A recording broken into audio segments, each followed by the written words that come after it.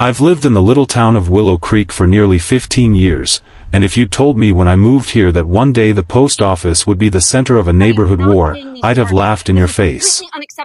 Back then, Willow Creek was the picture of small-town peace, a quiet, tree-lined suburb where people waved when they passed by and where mailboxes stood like sentinels at the edge of every driveway. I bought my home on Birchwood Lane, a modest two-story house with a wraparound porch and enough yard space to build a garden. It wasn't fancy, but it was mine, paid for with years of construction work, busted knuckles, and long nights. The community was run by an HOA called Willow Creek Homeowners Association, which, at first, seemed harmless enough. Rules about mowing your lawn and keeping your trash cans hidden, nothing I couldn't handle. But everything changed the day Karen Thornton became president. Now, every neighborhood has a Karen, but ours came with a clipboard, a permanent scowl, and the unshakable belief that she was some kind of suburban queen. Karen moved in about 5 years ago with her husband, Greg, who was quiet and seemed to have mastered the art of invisibility. Karen, on the other hand, was impossible to ignore. From the moment she unpacked her boxes, she started filing complaints against neighbors for having unsightly flower beds, for parking too close to the curb, even for leaving holiday decorations up a day too long. Within a year, she'd somehow clawed her way into the HOA board, and not long after, she declared herself president after the previous one mysteriously resigned. Some folks whispered that she'd bullied him out of the job. Others joked that he'd faked his own death just to escape her. I tried to keep my distance. I've never been the kind of guy to get involved in petty HOA politics. I pay my dues, keep my property clean, and mind my own business. But Karen didn't believe in boundaries.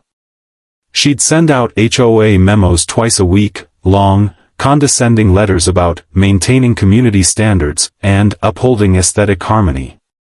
She'd strut through the neighborhood with a measuring tape and clipboard, inspecting lawns like she was running a military operation. I'd watch her from my porch sometimes, shaking my head as she barked orders at volunteers who clearly regretted ever signing up. It was only a matter of time before she turned her attention to the mail. The trouble started when our local postmaster, Tom Dugan, installed a new set of cluster mailboxes at the edge of the subdivision. The old individual boxes had become targets for mail theft, and the new system was meant to be safer. Each homeowner had their own locked compartment, and the setup made it easier for the postal workers to deliver mail efficiently. But to Karen, the change represented a loss of community control. Within days, she began rallying the HOA board, insisting that the mailboxes violated neighborhood aesthetics and that the HOA should have authority over all mail delivery within the subdivision. Most of us ignored her at first, assuming it was another one of her power trips that would fade away. But Karen didn't let things go. She never did. She started showing up at the post office, every single morning, demanding to speak with the postmaster. She'd march in, heels clicking on the linoleum floor, and slam her HOA binder onto the counter like she was presenting evidence in a courtroom. Tom, a patient man in his 50s with a thick mustache and the calm temperament of someone who'd seen everything, would just smile politely and tell her the same thing every time: "Ma'am, the United States Postal Service operates under federal jurisdiction.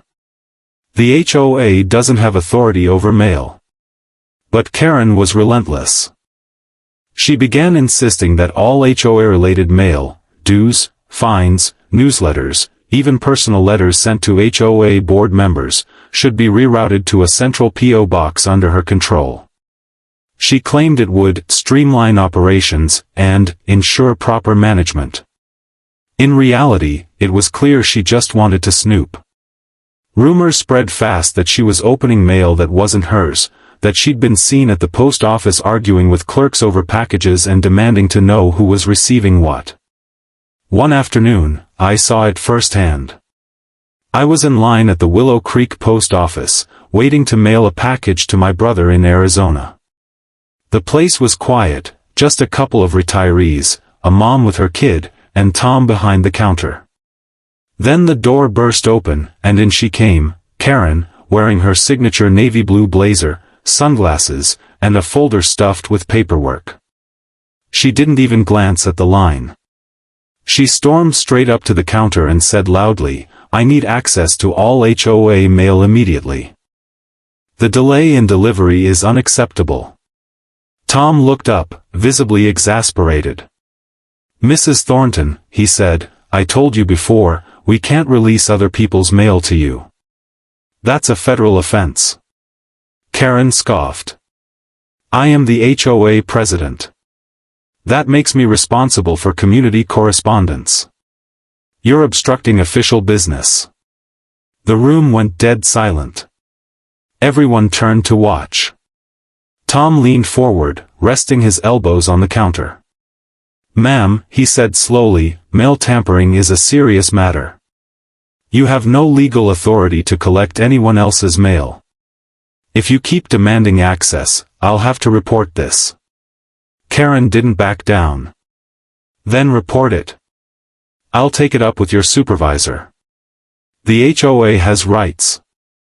At that, Tom chuckled, not because it was funny, but because he clearly couldn't believe how far gone she was. He glanced at the people watching and said, "Ma'am, my supervisor is the federal government." That's when she lost it.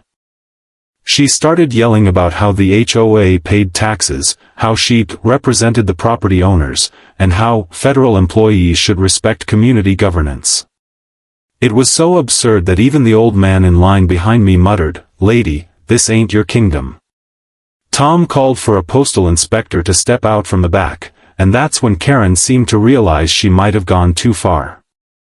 She gathered her papers, huffed, and stormed out, muttering something about incompetent public servants. We all thought that was the end of it. But Karen doesn't quit. Over the next few weeks, she doubled down.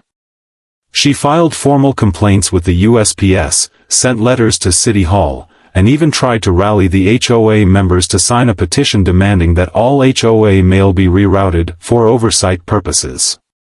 Most of us refused, of course, but a few of her loyal followers, people who were either scared of her or brainwashed by her self-importance, signed anyway. Then she crossed the line that would ultimately lead to her downfall. It was a Friday morning when Tom came into work and found Karen behind the counter, yes, behind it, rifling through the outgoing mail trays.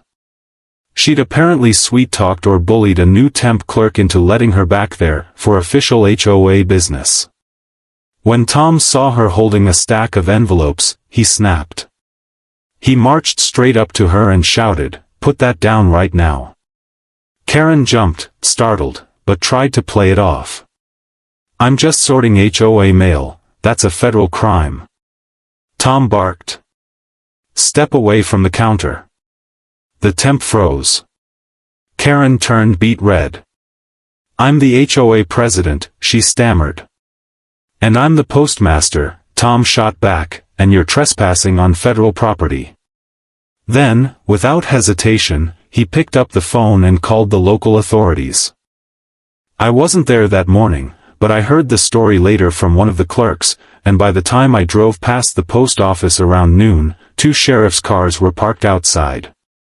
Karen was standing on the sidewalk, arms folded, still arguing with Tom while an officer wrote something on a notepad. She looked furious, but Tom looked calm, the kind of calm that comes from knowing justice is finally catching up. By evening, the entire neighborhood knew what had happened. The group chat was on fire. Screenshots of her emails were circulating, memes were flying around, and for once, even the people who used to defend her went silent. But that was just the beginning. Because when the authorities got involved, they didn't just scold her. They investigated. And what they uncovered over the next few days would blow the lid off Karen's little HOA empire and expose just how deep her obsession with control had gone. The weekend after Karen's confrontation at the post office, Willow Creek was buzzing like a hive. You could feel the tension in the air. Every conversation, every text message, every whisper in the grocery store parking lot revolved around one topic: Karen Thornton finally got caught. For years, she had been the neighborhood tyrant, the self-appointed ruler of every hedge, fence, and mailbox in the subdivision. But now, she'd crossed a line even she couldn't talk her way out of. I spent that Saturday morning sitting on my porch, sipping coffee and watching neighbors stroll by, most of them doing what they did best, gossiping. My next-door neighbor, Bill Patterson, came over with his beagle, Duke, grinning from ear to ear. "You hear about the FBI?" he said, barely able to contain his excitement. "The FBI?" I asked. "You're joking." He shook his head. "Nope. Postal inspector called them in. They're investigating her for mail tampering. Apparently, that's a federal offense, something about obstruction of correspondence. Tom said the post office has surveillance footage of her behind the counter, handling other people's mail." I nearly choked on my coffee. "So, she's really in trouble." "Big time," Bill said, laughing. "I heard they even found some HOA checks that never made it to the bank. Guess who was holding on to them?" I didn't even have to guess. It seemed impossible that one woman could cause so much chaos over something as mundane as mail. But Karen wasn't driven by logic. She was driven by power, and for years, she'd been feeding that obsession unchecked. What the investigation was about to uncover went far beyond a few stolen envelopes. By Monday, federal postal inspectors were seen walking into the HOA's rented office, a converted storage space at the edge of the subdivision. Karen wasn't there, but her husband, Greg, was. Poor guy looked like he hadn't slept in days. The inspectors spent hours inside, carrying out boxes of files and binders. They even took the HOA's computer tower. When the news spread, half the neighborhood gathered near the community center, trying to catch a glimpse of the spectacle. "Looks like the Queen finally lost her crown," someone muttered. I wanted to feel bad for Karen, a little, at least, but honestly, I couldn't. She'd humiliated people, fined them for ridiculous things, and even threatened lawsuits over flower colors. This was karma in high definition. That evening, Tom the postmaster stopped by my place. He looked tired but relieved. "I thought you might want to hear it straight from me," he said, leaning on the porch railing. The inspectors found quite a mess. I raised an eyebrow. "What kind of mess?" He exhaled slowly. "For starters, she rerouted several HOA members' mail to that P.O. box she opened under her own name. Some of it included bank statements, dues checks, even personal correspondence. She was apparently keeping tabs on who was late on payments and who complained about her leadership. But that's not all. She's been using that information to issue bogus fines." My jaw tightened. She was stealing mail to run the HOA? "Pretty much," Tom said grimly. "And here's the kicker, she's been reporting residents to the HOA collections department for unpaid fines that never existed. The money from those fines? She pocketed it." I just sat there, stunned. I'd known Karen was controlling, but criminal? That was a new level. "How much are we talking?" I asked. "Postal inspectors estimate around 40 grand over the last 2 years, Tom said. She kept a separate ledger, wrote it all down like it was a legitimate expense log. She even paid for landscaping around her house with HOA funds. It was hard to believe. This woman had spent years accusing everyone else of breaking the rules, yet she'd been breaking federal law the entire time. By Tuesday, the story hit the local news. HOA president under investigation for mail fraud, the headline read. A news van parked outside the post office, and reporters started knocking on doors looking for interviews. Naturally, they came to me, since my house sat near the entrance to the neighborhood. "Sir, did you know Mrs. Thornton personally?" one of them asked. "Oh, we all knew her," I said dryly. "She made sure of that." The story blew up online.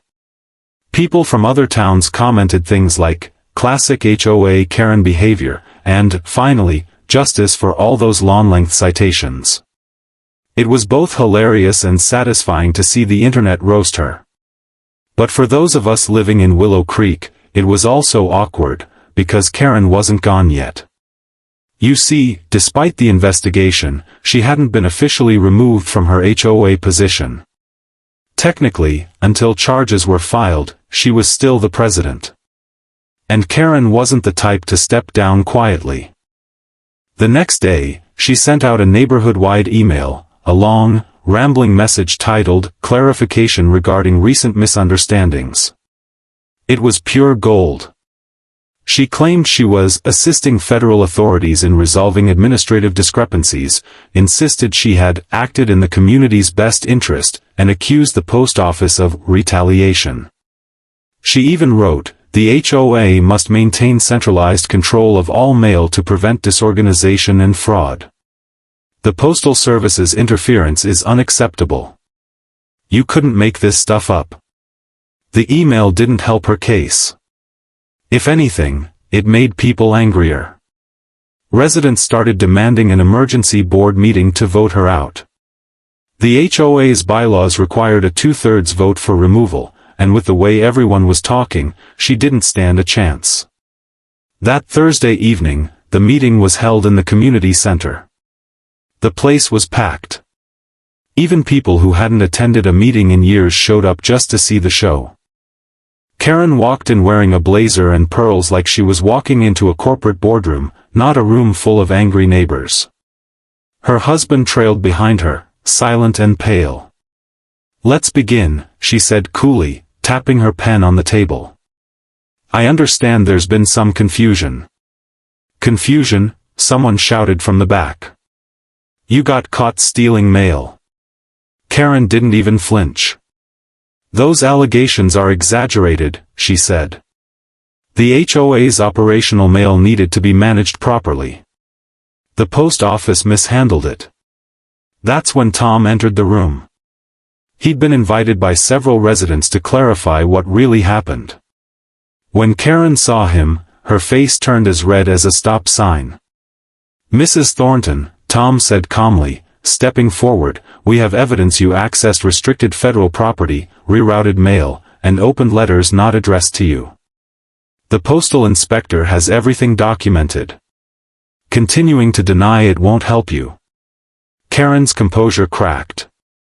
"You can't prove intent," she snapped. "This is harassment." Tom just looked at her steadily. "Intent doesn't matter when it comes to tampering with the U.S. mail." The room erupted with murmurs. One resident stood up, a woman named Angela, who'd been fined 3 times last year for unapproved lawn decorations. "You fined me for having a bird bath," she said, voice trembling. "And you were stealing our mail the whole time?" Karen ignored her, flipping through her binder like a lawyer searching for an escape clause. "We're getting off topic," she said, forcing a smile. "Let's focus on the HOA's goals." That's when Bill Patterson raised his phone and started reading from the HOA bylaws. Article 9, Section 3, any board member under criminal investigation for fraud or misconduct shall be immediately suspended pending outcome. Everyone cheered. Karen tried to object, but it was over. The board voted unanimously to suspend her, even her 2 loyal allies. She stormed out, heels clacking like gunshots against the tile, muttering about injustice and small-minded people. After she left, Tom looked around the room and said, "For what it's worth, I've been with the Postal Service 30 years. I've never seen anything like this." Neither had we. Over the next week, things snowballed. The postal inspectors wrapped up their case and handed everything to the U.S. Attorney's Office. Karen was officially charged with mail theft, fraud, and obstruction. When deputies came to serve her with papers, she reportedly told them, "You can't arrest the HOA president." As if her title made her untouchable. The rest of us tried to move on. The HOA temporarily appointed an interim president, and for the first time in years, the neighborhood felt peaceful. People started talking to each other again instead of sending complaints. Someone even hosted a block barbecue, and Tom was the guest of honor.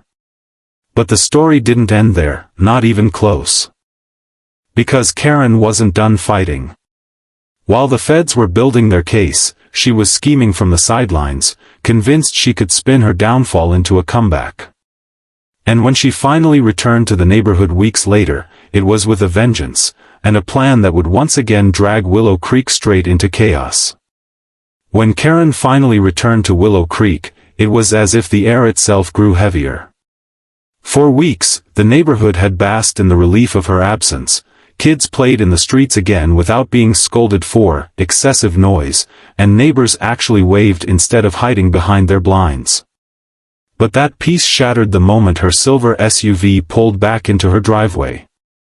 It was a warm Friday evening, just before sunset, and I happened to be out front trimming the hedges when I saw her car glide down Birchwood Lane like a bad omen. At first, I thought maybe she'd come to pack up her things and move, wishful thinking.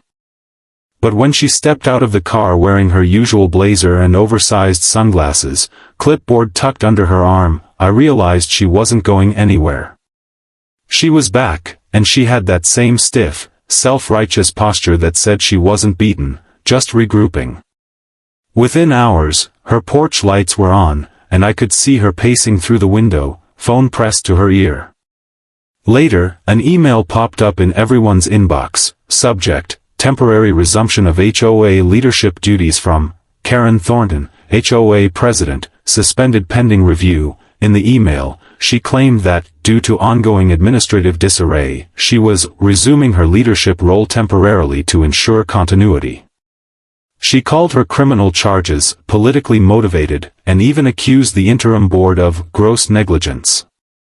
I almost spit out my drink laughing. The gall of this woman was beyond comprehension. The neighborhood group chat lit up immediately. Angela, she's back? Are you kidding me? Bill, I give it 48 hours before she's in handcuffs again. Me, 48? You're being generous. But as much as we joked, there was a real sense of dread underneath. Karen wasn't the type to just send angry emails, she acted. And sure enough, by Saturday morning, she was at it again. She started small, leaving printed notices taped to people's doors, claiming the interim board's decisions were null and void. She even reinstated the HOA's parking patrol, which nobody asked for, threatening to fine anyone whose car obstructed community sightlines. Then, unbelievably, she tried to take back control of the HOA's finances. That's when she made her biggest mistake yet. Apparently, while the investigation was still ongoing, she had convinced one of her old allies, a timid board treasurer named Frank, to give her access to the HOA's online banking account to audit for inconsistencies. What she actually did was attempt to transfer funds, roughly $10,000, to her legal defense fund. She even had the nerve to label the transfer administrative reimbursement. The bank flagged the transaction immediately, of course, since the HOA account had been placed under restricted monitoring by the authorities. Within an hour, Tom the postmaster, now something of a local hero, got a call from one of the postal inspectors asking if he'd heard about her latest stunt. By noon, 2 unmarked cars rolled into Willow Creek. Karen was in her front yard at the time, pruning her already perfect rose bushes, when the agents approached her. I was across the street, pretending to water my lawn while watching the whole thing unfold. The agents were calm, polite, but firm. One of them handed her some papers while the other gestured toward her house. I couldn't hear the words, but I saw her expression shift from smug confidence to raw panic. She started shouting, pointing toward the HOA office, then toward the post office, as if she still believed this was all some kind of misunderstanding. A few minutes later, they escorted her inside. About 30 minutes after that, Karen walked out, hands cuffed behind her back. Neighbors gathered quietly along the sidewalk, watching as the woman who once ruled the HOA with an iron fist was led to a waiting federal vehicle. Some people clapped softly, others just stared in disbelief. And me? I'll admit it, I smiled. Not because I enjoyed seeing someone in trouble, but because justice, for once, had a sense of timing. Over the next few days, the news exploded again. Local stations ran the headline, HOA president arrested, again, for embezzlement attempt. The story spread even faster than before, drawing reporters from outside counties. Karen's mugshot, hair frizzed, eyes blazing, became the talk of the town. But as satisfying as it was to see her finally face consequences, what came next was even wilder. The federal investigation, which had initially focused on mail fraud, now expanded into financial misconduct, identity theft, and abuse of HOA authority. The inspectors worked with state auditors and uncovered a tangled mess of fake invoices, duplicate payments, and phantom vendors. According to the report, Karen had been funneling HOA money into consulting services that didn't exist. She created fake company names, opened accounts in those names, and then paid herself through them. In total, they estimated she had siphoned off over $80,000 during her presidency. The scope of her scheme was staggering. She had kept it all meticulously documented, color-coded spreadsheets, expense ledgers, even emails to herself justifying the payments. It was like she believed her own lies enough to write them down as truth. Meanwhile, Greg, her poor husband, was left picking up the pieces. The man barely left the house, and when he did, he avoided eye contact with anyone. Rumor had it he'd filed for separation, though nobody had the heart to ask him directly. The HOA immediately called another emergency meeting to officially remove Karen and hold a special election. This time, people showed up in droves. The community hall was packed wall to wall. You could feel the unity, not out of celebration, but out of collective exhaustion. We were done being ruled by a woman who thought she was above the law. When the vote was counted, the decision was unanimous. Karen Thornton was permanently banned from holding any HOA position. The new president, a mild-mannered retired teacher named Linda Jacobs, took the microphone afterward. From now on, she said, the HOA serves the people, not the other way around. Her words earned a standing ovation. But even as the dust settled, there was one lingering problem: the damage Karen had done to the neighborhood's reputation. News outlets painted Willow Creek as the poster child for corrupt HOAs. Real estate listings dropped. Potential buyers started backing out of home sales. Even local businesses started jokingly advertising HOA-free zones. Linda worked hard to rebuild trust. She organized cleanup drives, community picnics, and open forum meetings where residents could voice concerns without fear of retaliation. Slowly, things began to turn around. But just when it seemed like life was getting back to normal, just when everyone finally started to relax, Karen struck again. She wasn't in Willow Creek this time, at least not physically. But she had access to the internet. One Monday morning, a series of posts appeared on the community's Facebook page under a new account called Truth About Willow Creek HOA. The posts accused Tom, the postmaster, of conspiring against her. They claimed that the board members were fabricating evidence and that the entire investigation was a witch hunt orchestrated by jealous neighbors. The account posted screenshots of old HOA documents, financial statements, even personal emails. At first, people laughed it off, until they realized some of those files contained private information. Bank details, addresses, and phone numbers of HOA members were now public. Linda immediately reported the posts, but they spread like wildfire. Within hours, the account had thousands of views, and people from other towns were chiming in, mocking or debating what had happened. The whole situation spiraled out of control again, forcing the HOA to hire a cybersecurity consultant. Turns out, Karen had somehow gained access to the HOA's old cloud storage account before she was removed. She'd downloaded everything: financial data, board emails, private member complaints, and was using it as leverage to paint herself as a victim. The feds weren't amused. They added new charges to her growing list: cyber harassment, unauthorized access to protected data, and online defamation. That was the final nail in her coffin. A few weeks later, I stood in line at the post office again, chatting with Tom about the whole saga. He shook his head, chuckling quietly. "In 30 years, he said, I've seen dogs chase mail trucks, drunks try to mail live chickens, even a guy who tried to send his ex-wife a rock in a box marked heart.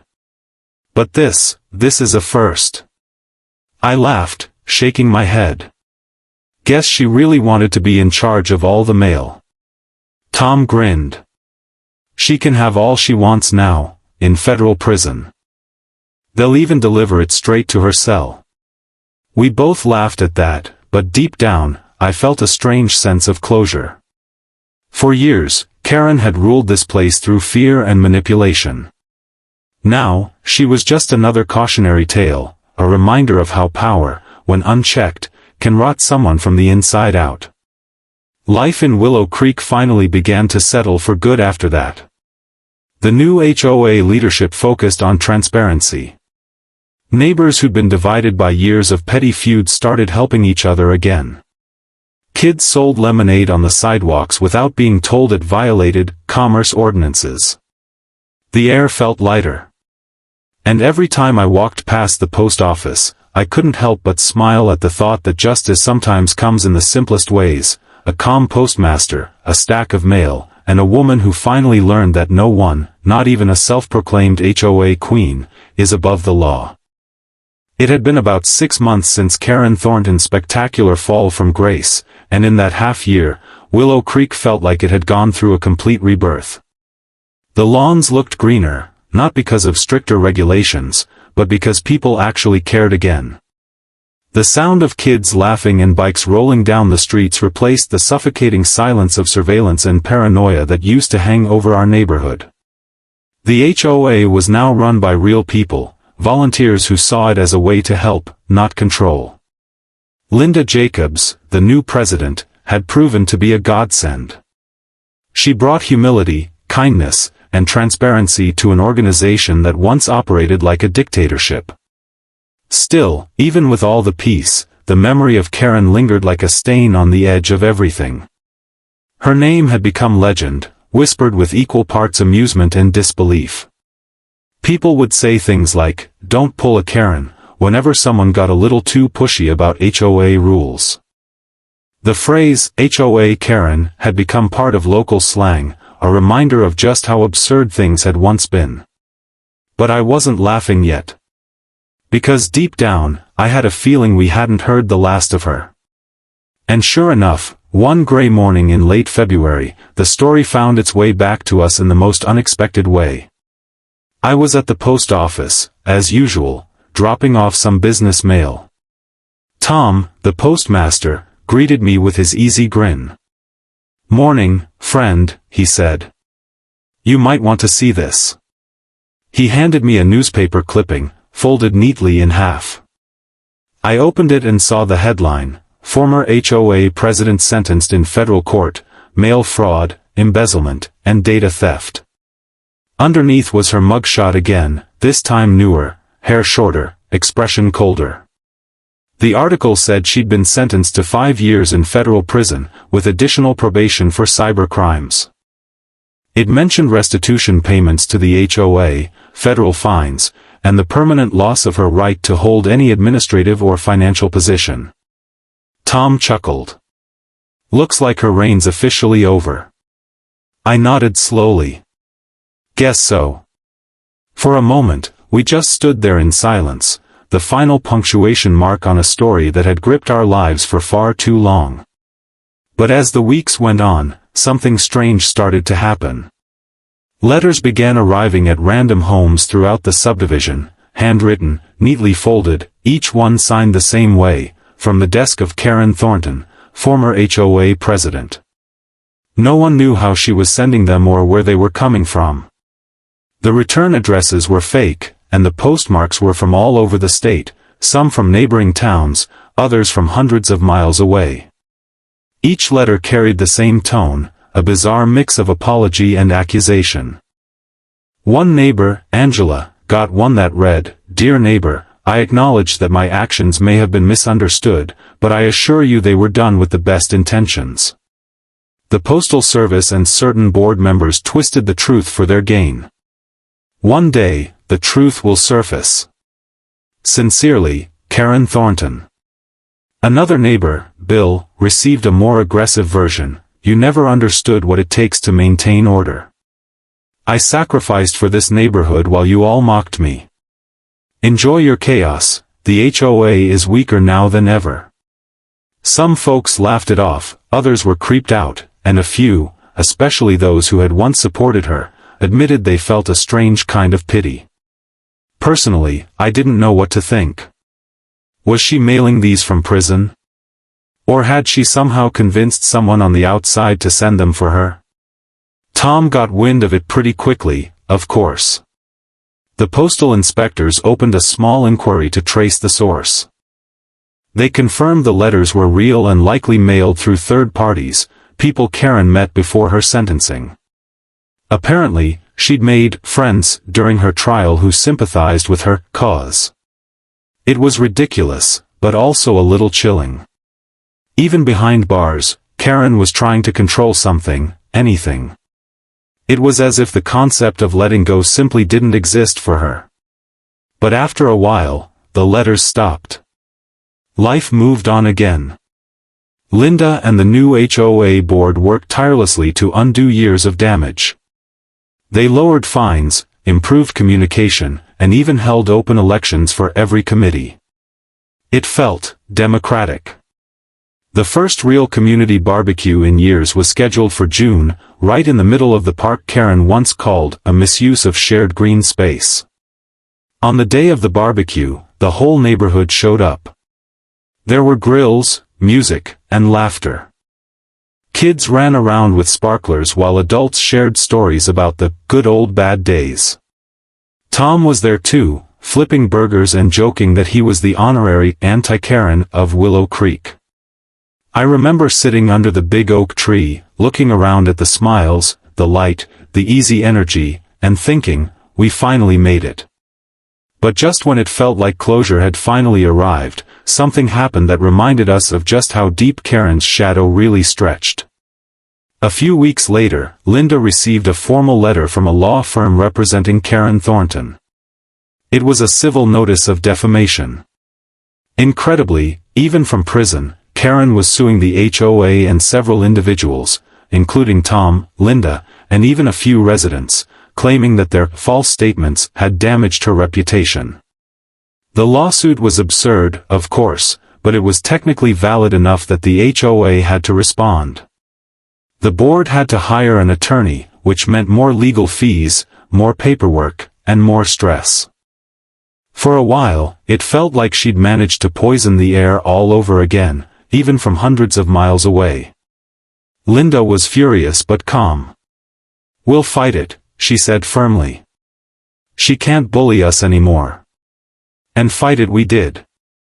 The HOA's lawyer filed a counterclaim, citing her conviction as proof that her reputation wasn't defamed, it was earned.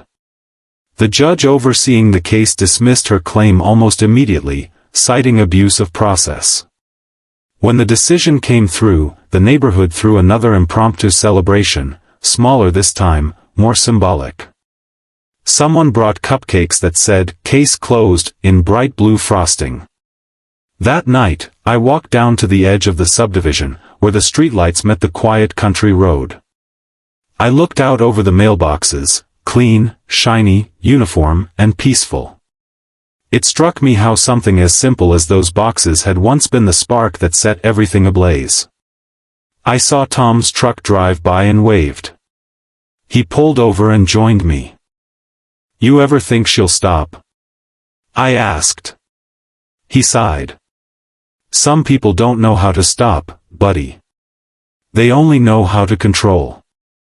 When they lose control, they find new ways to grab at it, even if it destroys them.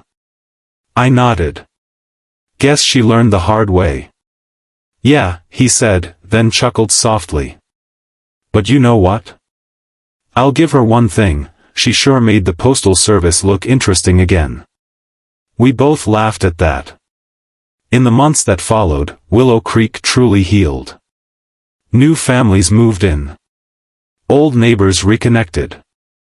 The HOA hosted charity drives, community yard sales, and even partnered with local schools for a mentorship program.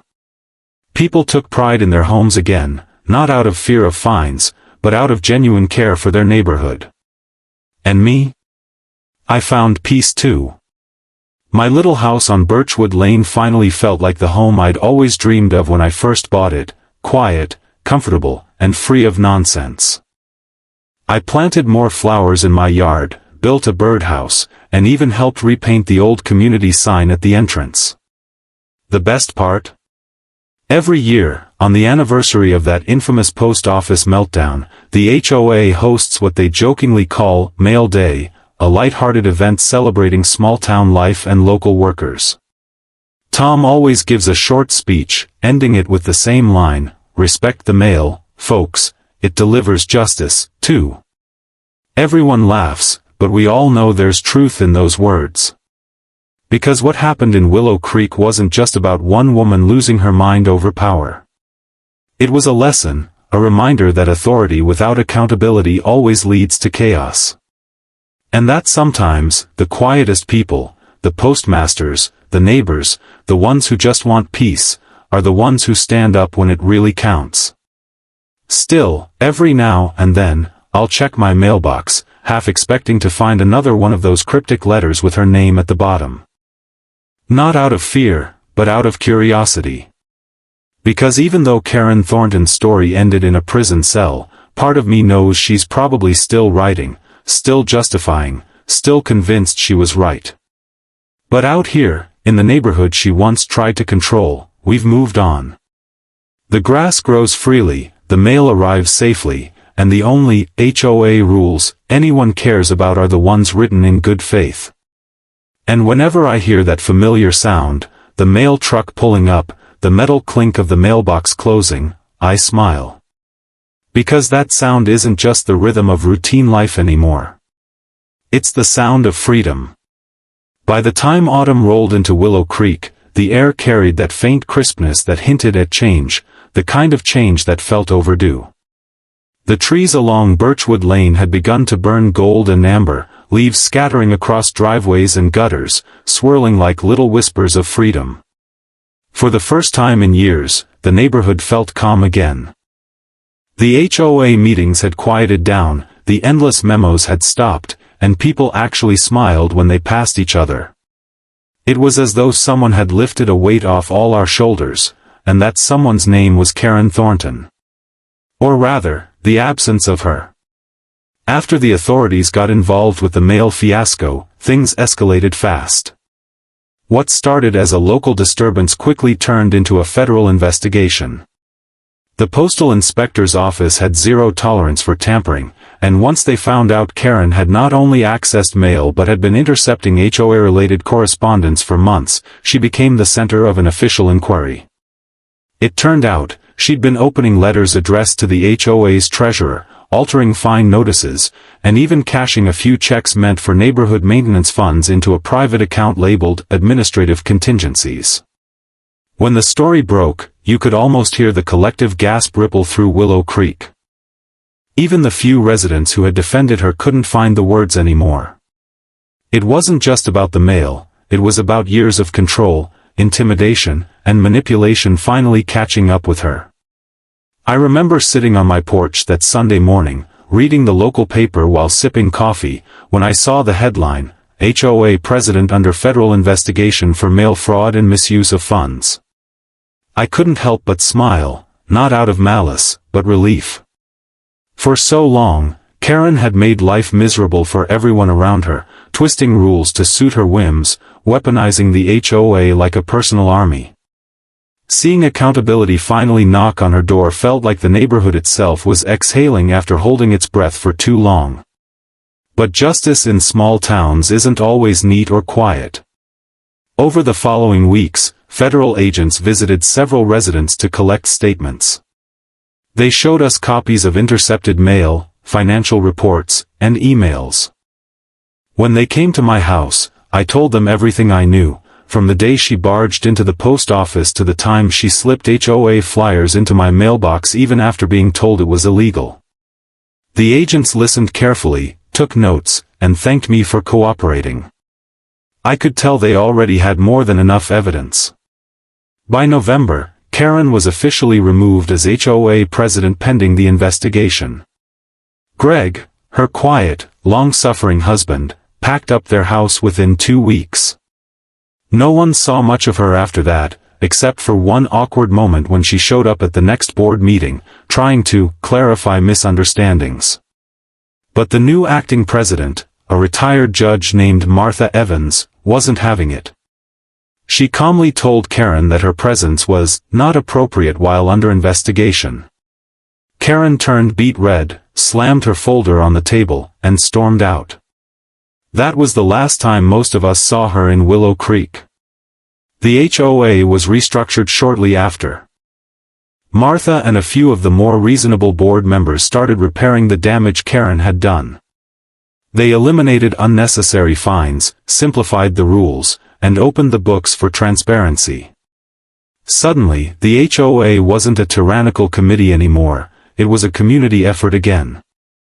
People volunteered to help maintain the park, plant flowers by the entrance, and even decorate for the holidays together. It felt like we got our neighborhood back. But just when everyone thought it was over, life threw in one last twist. About 3 months after Karen's departure, I stopped by the post office to pick up a package. Tom, the postmaster, looked up from behind the counter with that familiar grin of his.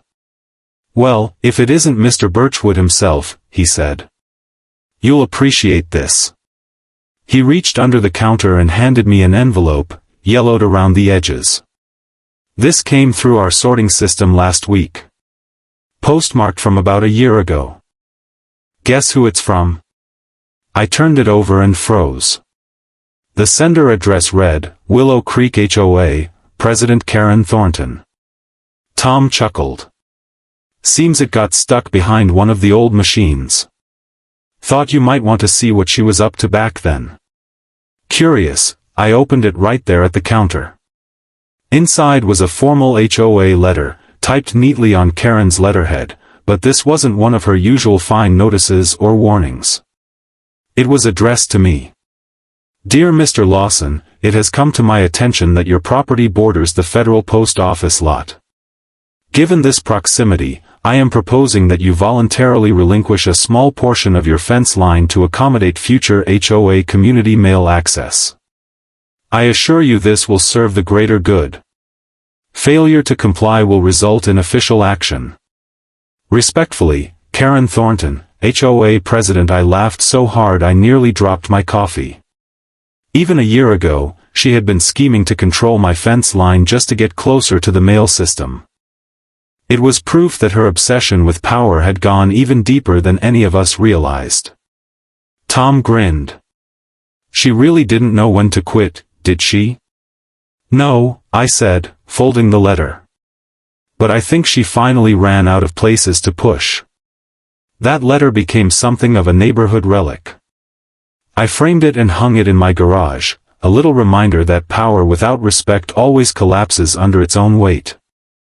Every time neighbors came by for a barbecue or to borrow a tool, I'd show it to them. We'd all share a laugh, remembering how far we'd come since the days of her clipboard tyranny. But there was one more surprise none of us saw coming.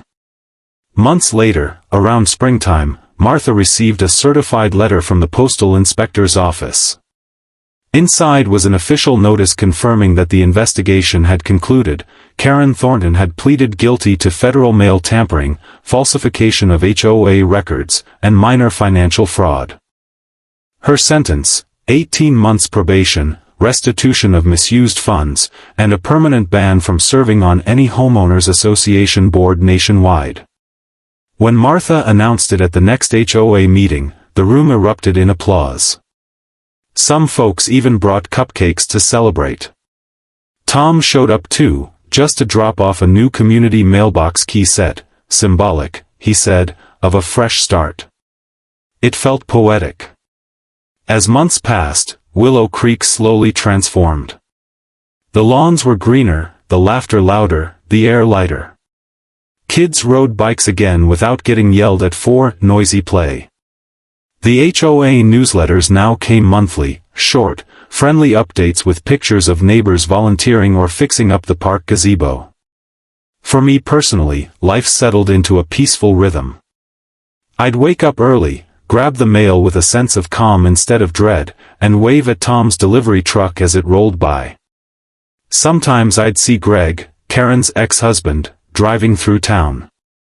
He'd remarried, moved 2 towns over, and looked 10 years younger. Good for him, I thought. Maybe he, too, had escaped her shadow. Then, one quiet afternoon, as I was clearing out my shed, I found something tucked behind an old box of tools, a small, unmarked envelope. Inside was a single sheet of paper, typed, unsigned, but unmistakably written by her. You may have won this round, but communities need order. Without someone strong enough to lead, they fall apart. Someday, you'll see I was right. No name. No address. Just that haunting message. I stood there for a long time, staring at it. For a moment, I felt that old frustration rise, that mixture of anger and disbelief that she still thought she was the hero in her own story. But then I smiled. Because she was wrong. Willow Creek hadn't fallen apart without her, it had flourished. That was the moral she'd never understand. True leadership isn't about control. It's about trust. You can't force people to respect you, you have to earn it. Karen built her little empire on fear and authority, and it crumbled the moment people stopped being afraid. I walked outside, tossed the note into the fire pit, and watched the paper curl into ash. The wind picked up, scattering what was left into the orange glow of sunset. I took a deep breath, feeling the peace that only comes when justice finally aligns with fate.